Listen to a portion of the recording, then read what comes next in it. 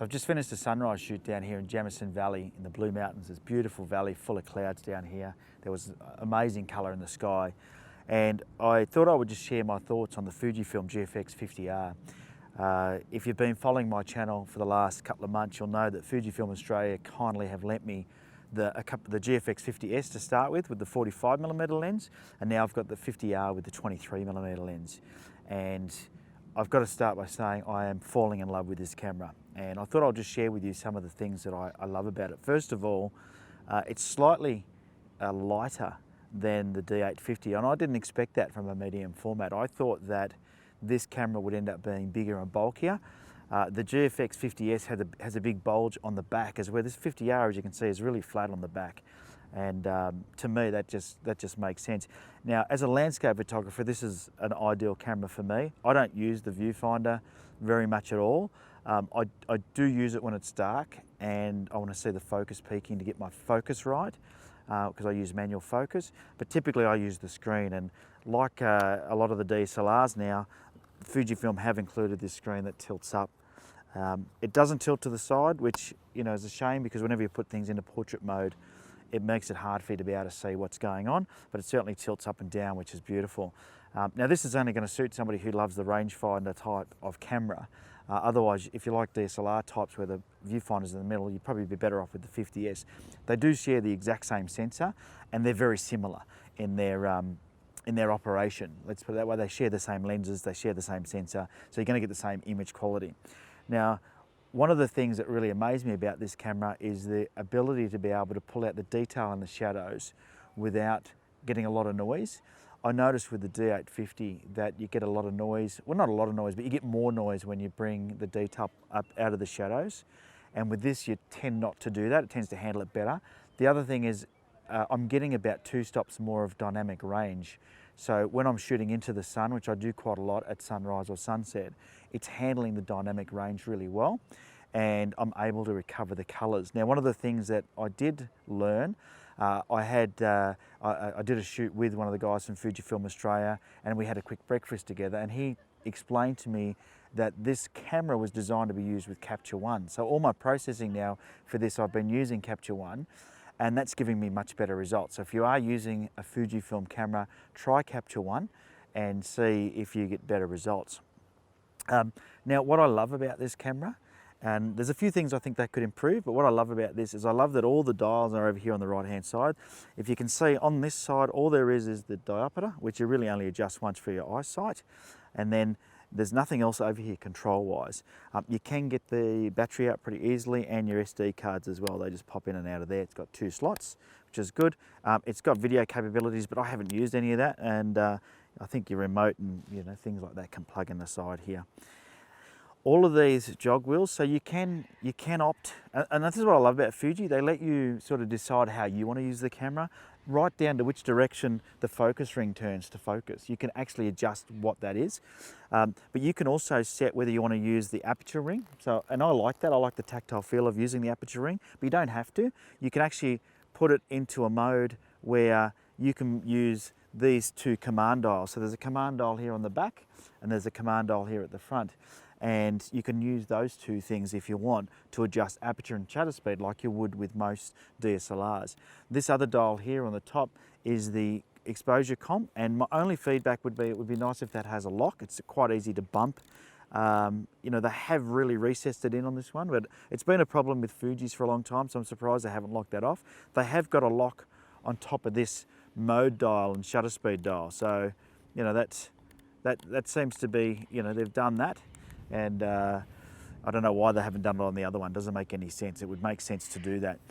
A lot of the buttons on here are programmable. It's got a little joystick here, and one of the feedback that I saw other people that had loaned these from Fujifilm or were reviewing them was that it didn't have the keypad. You don't need the keypad. It's got a full touch screen. You've got your little joystick here. It works beautifully. You can move and press to adjust things. It's very, very simple to use. The quick menu is fully programmable, as is all the buttons. So when you first turn it on, you hold down this display back button, and straight away it brings up all the programmable buttons, and it's really easy. I haven't read the manual, I haven't read the manual, didn't need to read the manual. It was quite easy and intuitive. You know, I just, the guy from Fujifilm Australia told me to do that. The first thing to do is just hold down the display back button, and then I went through and I programmed all of my buttons and features, including gesture up on the screen. So by doing gesture up, it gives me highlight alert. Gesture down, I get the level. Gesture left is giving me my white balance, and gesture right gives me my film simulation modes. So by, you know, you can program whatever you like into those. So you just hit down that display button and you choose down the bottom of this display that you choose what the gestures are going to be. So I can go down to that bottom one there,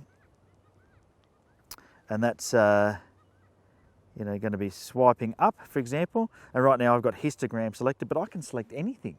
And when I swipe up on the screen, that's what's going to happen. You know, it's just brilliant that when I swipe up, I'm getting, you can see my histograms, you can see the RGB flashing there. So straight away, now that's because I've got the exposure comp wound up from playing with it.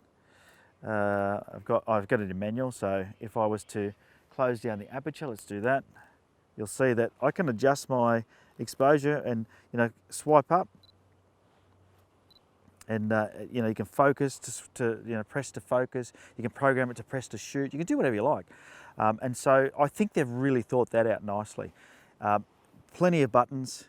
So you've got your three main buttons here, your jog wheel, you've got your quick menu, a button above that you can program, button above that you can program, your command dial you can program, another button you can program. You've got your view mode. So you can switch the electronic viewfinder off, on, automatic, whatever you like. You've got your delete button. Your single, continuous, manual focus modes are there. And then you've got on the front of the camera, let me just flip it around. On the front of the camera, you've got another function button here. That's sort of like a shift key on a keyboard. You hold that down and other things happen. And then on the top here, you've got a couple more programmable buttons as well. So there's no shortage of customization. This quick menu, you can have, I think it's 9 different, let me have a look from memory. 7 different quick menus. So you could set up a quick menu for studio, a quick menu for landscape, quick menu for you know, fast movement. You could quick menu for whatever you like. Not that this is a sports camera, but you could set up 7 different quick menus. So, you know, as I said at the beginning, I am falling in love with this camera. It is just beautiful. The 23mm lens for me is the perfect match for landscape photography. I shoot wide open. I'm loving the 4:3 ratio as opposed to the 2:3 ratio you get from a DSLR. And the build quality is good, it works well, and it's jam-packed with features. I mean, I've only mentioned a few things. If you're thinking about getting one, I couldn't say not to. In heart of hearts, you know, when I bought my D850, this wasn't out. The 50S was out, and I had to make a decision between the 50S and the D850. And I decided on the D850. I had the D810. I already had all the Nikon glass, and it was the most sensible option from a funding point of view. If you can think about, you know, I don't have a bottomless pit of money, but I'm extremely tempted, and I mean extremely tempted, to sell up on my Nikon gear and get one of these. I'm falling in love with it. I'm just loving it. I'm loving the files that come out, the colours, the quality of the files, the ability to be able to handle dynamic range, pulling the shadows up and without getting too much noise. And you can just crop to your heart's content, and you've still got heaps of image, which you can do with the D850 as well, granted. But beautiful camera. So hopefully that's helped you. If you've got any questions, leave them down below in the comments, and I'll do my best to answer them for you. There are a few videos on my channel where I've taken this camera out on landscape shoots, so keep an eye out for those videos as well, and you'll sort of get a feel for what I've shot with it, and then you'll get to see the images that I shot. But like I said, if you've got any questions, feel free to leave it down below. Or if you've used this camera, if you've used one of the Fujifilm GFX cameras, I'd love to hear from you. You put your comments down below on what you're thinking, or what your experience is with the camera, and that'll also help other people that have come here to check this out. But really loving it, and yeah, like I said, I think I might end up with one in my collection of cameras, because like I said, I'm falling in love. I think I have fallen in love with the GFX50R. Anyway, if you've enjoyed this video and you like this type of content, make sure you give it the thumbs up. Also, hit the subscribe button if you haven't already, and the notification bell if you want to make sure that you get notified anytime that I upload a new video. And until next time, get out there and take some photos. See ya.